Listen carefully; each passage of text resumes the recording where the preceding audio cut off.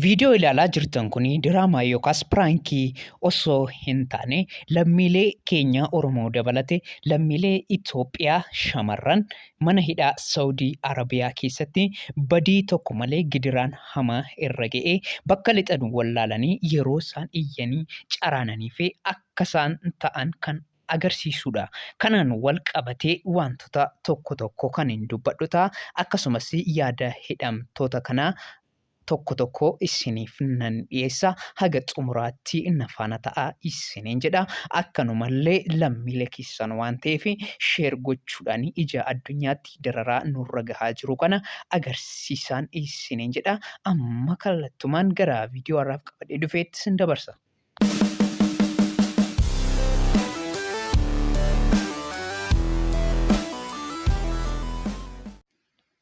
Ashama akkam jirtu kabajamtootaaf jaallatamtoota hordoftoota keenya akkam hundi keessan nagaa keessanii nagaa kootii waaqayyoon galatu har'ammoo viidiyoo gaddisiisaa fi wanta ilaaluuf illee namatti ulfaatu wanta baay'ee garaa nama nyaatu kana isiniif qabadhee dhufeetiin jira.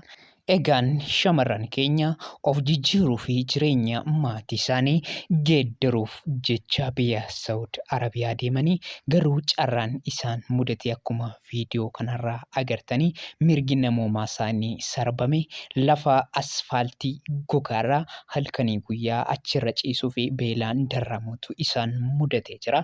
Kun mirga namoomaallee kan dhiibudha jechuudha. Kanaafuu dararaan isaanirra ga'aa jiru kun kan callisanii bira darbuu danda'amu miti waan ta'eef namoonni miidiyaa fi sooshaal miidiyaa gurguddaa garaagaraa qabdanii sheer gochuu akkasumas irra deebitanii maxxansuudhaan ija addunyaatti agarsiisuun gahee oromummaa keessanii akka bahattan isiniin jenna. Hidhamtoonni kun waa'ee hidhamuu isaanii ilaalchise maal jedhu kan jedhu amma hidhamtoota muraasarraa kan isin dhageessisu ta'a.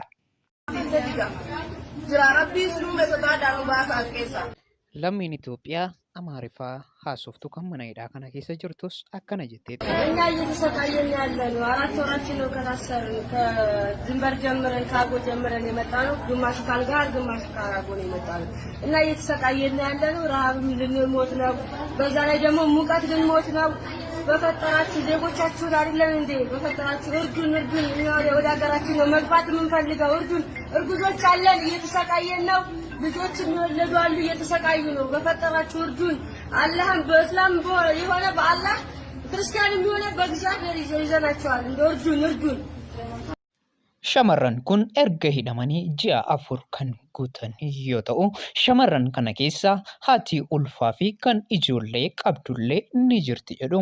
Kanatti erga dhufni keenya waliin wal fayyadamanii bakka jiru keessa jiru fayyadamanii ooganitti banamee nyaata qinqiitti jirra bakka immoo uummanni kun gargaaru isaaniitiif galata isaan galchina. Kanarraa waan hafe immoo ergaan kun Amaara Tigiree Oromoo danda'e bakka baatisa duduutu waliin tattaa'u jira jechuudha. Rakkoon nuti keessa jiru isaan hanga waan ergee namni waan illee hin jiru kanaafuu bakkanatti wal dandeenyee akka dhugaasaniif illee isaan galata galfachuu barbaada uummata kanallee achumaanis as deebi'anii uummanni kun bakka kanatti idaan qaban wajjin idaan qabanii sarumaa immoo bakka kanatti akka nuti isaan wajjin nu wajjin qabanii isaan nuti akka gidee dhukkubsanne akkuma nu geessan gidee wan namni maraate as keessa namni isaan gadi baasu hin jiru akka illee nu gargaaru hin jiru kodaa nam tokko as keessa ta'u dhukkubsate gabbaasanii alam qabbanaatti jira jedhanii ol deebisanii sanumaafuu bakka kanatti akka nu baasan hundi keessanuu warra dandeessanii jechuu hin dandeessanii jiru. Shamarran kanatti dararaa hamaan itti baay'achuu isaarraa kan ka'e deeggarsa uummata bal'aa fi diyaaspooraa kan barbaadan yoo ta'u namni baay'een akka isaan deeggaraa hin jirree fi deeggarsa barbaachisaa ta'e akka argachaa hin jirre hin dubbatu. Nurra dureeyyii qabna uummanni kun akka uummanni isaanii dhufee uummata isaanii gargaarti maal namni hin gargaaran maaliif walii yaanne as keessa nu baadiyyaatti ol jirra ammas nyaata yoo fedhan nuti fidanii yoo fedhan nuti fidanii asitti mukayyama ho'aatii kan jiru qilleensi hin jiru namni tokko abbaa kanaa kan hin jiru as keessa bishaan kan ammallee dhukkuba koronaa jedhamu kanarraa namni kanan hin jireenya kan nu laalu hin jiru giseen dhukkuba jennee dubbatan Isaan nurraa dheessanii namni kan hin jedhu tokko hin jiru. Maaliif isinirree maal nu gargaara? Amma kan nu gargaaree jiru uummata jireenya. Kan huccuu nuuf fide isaan. Nu huccuu tokko ofirraa hin qabnu. Nu hojiidhaaf baanee biyya kanaatti kanaaf na jechuudha. Malee waan biraatu fi miti. Maaliif uummanni keenya maaliif nu hin birmanneedha? As keessatti hajjamnee. Maaliif nu hin birmanne? Nu nama hin qabnu qoy. Keessumattu biyya keessatti illee kan hajjatamu kan yeroo biyya afaan illee kan hajjatamu niitii ulfaatu jiraatu keessa warra ilmaan qabu jira waan meeqatu jira rabbi jiraatu nu gargaara bas gumurree dureeyyii ni qabnaa miti kana jettanii as baatanii waan tokko nu gootatti maal bas wataan baay'ee tokko rakkoo jirraa nu gargaara abboon tokko Rabbi kesan kasume sodaadha arrabaati sadii afraffaa bakkeessa yaa'u jirra rabbi sinume sodaadha as keessaa nu baasaa huno nuti wanni nu gargaaru jiru matigreetii ganama galgala dhufee huccuu nugisu jirra qullaadha jirra rabbi kesan sodaadha nutilleen dureessu ni jira gaayu namni waan qabu ni jira rabbi sodaadha waan qabdan as keessaa nu baasaa rabbi sinume sodaadha eega as keessa seenne arrabaatii afuriif jaana ummata kana malee isin ka dhufee nurra dhaabbatu magarree maal isinirraa barreessu Kera Oromoo guutuu walitti baatanii yoo nu baastan keessaa rabbii sinume sodaadha keessaa nu baasaa yaa ilmaan Oromoodhaan nuti dhumnee jira keessatti hawwi nu bitee jira. Huccuu takka qabnu kafana tokko qabnu uummataan kunoo jara kanaa dhufee nu gusi jira rabbii sinume sodaadha huccuu nu gusaa huccuu nu gusiraadha as keessaa nu baasaa Kera Oromoo yoo dhuftanillee nu laaluu maastaa rabbii sinume sodaadha.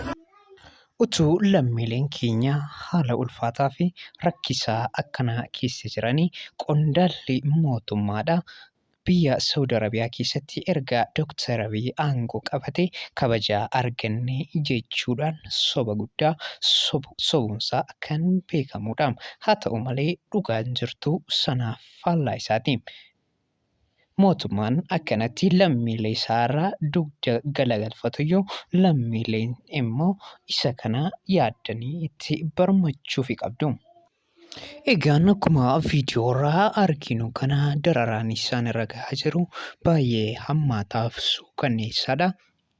Kanaafuu uummanni Oromoo fi Itoophiyaa addunyaa kanarra jirtanii karaa isiniif danda'ameen birmadhaa fi isiniin jenna. Akkasumas qeerroof qarreen uummanni bal'aan biyya Saudi Arabiyaa keessa jirtanii mootummaa sanatti iyyachuudhaan karaa deeggaruun isinirraa eegamuun akka deeggartan isiniin jenna. Waan daawwattaniif galatooma.